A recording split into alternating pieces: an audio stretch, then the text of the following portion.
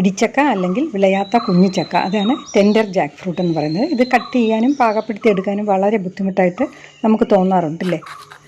പക്ഷേ എളുപ്പത്തിൽ കട്ട് ചെയ്യാനും എളുപ്പത്തിൽ പുഴുങ്ങിയെടുക്കാനും 1-2 മെത്തേഡ് ഞാനിവിടെ കാണിക്കുന്നുണ്ട്. പിന്നെ ഇത് കേടാകാതെ കൂടുതൽ നാൾ സൂക്ഷിച്ച് വെക്കുന്ന എങ്ങനെയെന്നും കൂടി നമുക്ക് കാണാം.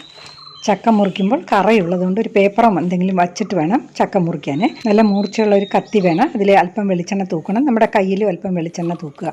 പിന്നെ ഒരു പേപ്പർ പീസ് ആ കത്തിയുടെ പിടിയിലൊന്ന് പൊതിഞ്ഞാൽ നല്ലത്. ചക്കയുടെ 2 അറ്റവും കട്ട് ചെയ്ത ശേഷം കറയൊക്കെ ഒരു പേപ്പർ കൊണ്ട് തൂത്ത് കളയും. കട്ട് ചെയ്യാനുള്ള ആദ്യത്തെ മെത്തേഡ് എന്ന് പറഞ്ഞാൽ ഇതിപ്പോൾ ഒരു പൈനാപ്പിളിൻ്റെ അത്രയേ ഉള്ളൂ, 3ആയിട്ട് കട്ട് ചെയ്യാം നമുക്ക്. എന്നിട്ട് കറ തൂത്തതിന് ശേഷം ഇതുപോലെ ഓരോ പീസായിട്ട് എടുത്ത് സൈഡിൽ വഴി മുള്ള് ചെത്തിക്കളയുക.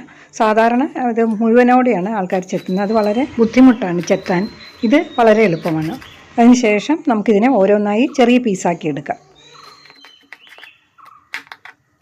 ഇനി ആ ഓരോ പീസിലെ ആ മടലിൻ്റെ നടുഭാഗം ചെറുതായി ഒന്ന് ചെത്തിക്കളയുക. അത് ഇച്ചിരി ഹാർഡായിരിക്കും. എന്നിട്ട് 1-2 പീസാക്കി മുറിച്ചെടുക്കുക ഇതുപോലെ.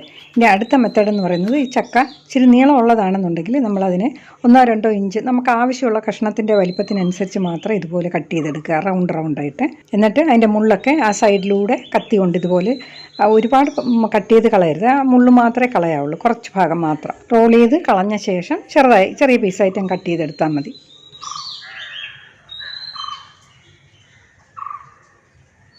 നമ്മൾ കത്തിയിൽ അല്പം വെളിച്ചെണ്ണ തൂത്തുകൊണ്ട് ആ കത്തിയിൽ പ്രത്യേകിച്ച് കറയൊന്നും ആയിട്ടില്ല കേട്ടോ, നല്ല ക്ലീനായിരിക്കണം. അഥവാ കറയുണ്ടെങ്കിൽ ഫ്ലെയിമിലൊന്ന് കാണിച്ചത് ഉരുകിയ ശേഷം പേപ്പർ കൊണ്ടൊന്ന് തുടച്ച് കളഞ്ഞാൽ മതി. ഇനി ആ കട്ട് ചെയ്തൊക്കെ ഒരു പാത്രത്തിലേക്കിട്ട് 1-2 പ്രാവശ്യം ഒന്ന് നന്നായിട്ട് കഴുകിയെടുക്കും. ഇനി ഇതിനെ ഒന്ന് കുക്ക് ചെയ്തെടുക്കണം, വേവിച്ചെടുക്കണം. അപ്പം ഇതിപ്പോൾ ഞാൻ ആദ്യം സ്റ്റീമറിലാണെന്ന് വെക്കുന്നത്. സ്റ്റീമറിലൊരു 25 മിനിറ്റ് അല്ലെങ്കിൽ 30 മിനിറ്റ് മതി. ഇഡലിത്തട്ടിൽ വെച്ച് സ്റ്റീം ചെയ്തെടുത്താലും മതി. അത് നന്നായിട്ട് വെന്ത് കിട്ടും. വെന്ത് കഴിയുമ്പോൾ നമുക്കതിനകത്തൊരു സ്ക്യൂർ ഓയിൽ വെച്ചൊന്ന് കുത്തുമ്പോൾ അറിയാൻ പറ്റും. അല്ലാതെ എളുപ്പവഴിയും വേറെ ഉണ്ട്. നമ്മൾ കുക്കറിൻ്റെ അകത്തേക്ക് ഇതിട്ടിട്ട് ഒരു 1/2 കപ്പ് വെള്ളവും കൂടി ഒഴിക്കണേ. അടച്ച് വെയിറ്റ് വെക്കുക. എന്നിട്ട് ഒരു വിസിൽ കേൾക്കുമ്പോഴേക്കും ഫ്ലെയിം അങ്ങ് ഓഫ് ചെയ്യണം. പ്രഷർ പോയി കഴിഞ്ഞ് തുറന്ന് നോക്കുക. അപ്പോഴേക്കും നല്ല വെന്തിരിക്കും. അത് ഒരു ചെറിയ ഇടിച്ചക്ക നമുക്ക് പാകപ്പെടുത്തി എടുത്തു കഴിഞ്ഞാൽ ഇത് ഒരു ദിവസത്തേക്കല്ല കൂടുതലും ഉണ്ടാവും. അത് പകുതി തന്നെ വെച്ചാൽ 5-6 പേർക്ക് കാണും. അപ്പോൾ ആ ബാക്കി പകുതിയെ നമ്മൾ സൂക്ഷിച്ച് വെക്കുക. തണുത്ത ശേഷം ഇതിനെ ഒരു സിപ്പ്-ലോക്ക് കവറിലാക്കി, അപ്പോൾ പകുതി മതിയെങ്കിൽ പകുതി അതിനകത്തേക്കിട്ട് നല്ല ടൈറ്റായിട്ട് അടച്ച് ഫ്രീസറിൽ വയ്ക്കുക, കേടാകാതെ. പിന്നെ നമ്മൾ ബാക്കിയുള്ളതിനെ ഒന്ന് ചതച്ചെടുക്കുക. ആർക്കും അറിയാത്ത ഒട്ടനവധി ഗുണങ്ങൾ ഈ ഇടിച്ചക്കയ്ക്കുണ്ട്. ഇടിച്ചക്കയുടെ എല്ലാ ആരോഗ്യ ഗുണങ്ങളും പിന്നെ ഇടിച്ചക്ക എങ്ങനെ വളരെ ടേസ്റ്റി ആയിട്ട് തോരനാക്കി എടുക്കാമെന്നും ഞാനൊരു വീഡിയോ ഇട്ടിട്ടുണ്ട്. താഴെ കാണുന്ന പ്ലേ ബട്ടൺ ഒന്ന് പ്രസ് ചെയ്താൽ മതി, ആ വീഡിയോയിലേക്ക് പോകാം. വീഡിയോ ഇഷ്ടപ്പെട്ടെന്ന് വിചാരിക്കുന്നു. ലൈക്കും സബ്സ്ക്രൈബും ഒക്കെ ചെയ്യണേ.